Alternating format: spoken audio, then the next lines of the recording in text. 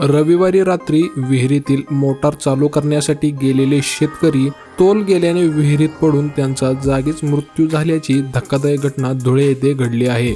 घटना काय आहे हे जाणून घेण्याअगोदर तुम्ही आमच्या VP व्हायरल न्यूज मराठी चॅनलला जरूर सबस्क्राईब करा।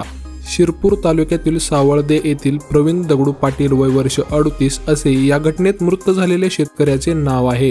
दरम्यान रविवारी रात्री विहिरीतील मोटार चालू करण्याचा प्रयत्न करीत असताना प्रवीण पाटील तोल गेल्याने विहिरीत पडले। ते शेतात एकटे असल्याने व त्यांना बाहेर निघत येत नसल्याने त्यांचा पाण्यात बुडून अखेर मृत्यू झाला।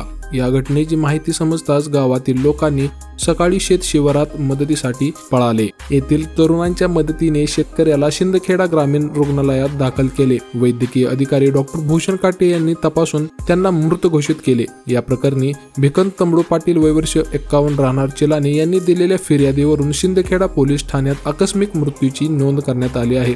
पोलीस निरीक्षक बाळासाहेब थोरात यांच्या मार्गदर्शनाखाली हवालदार सोनोने सध्या या घटनेचा तपास करत आहेत।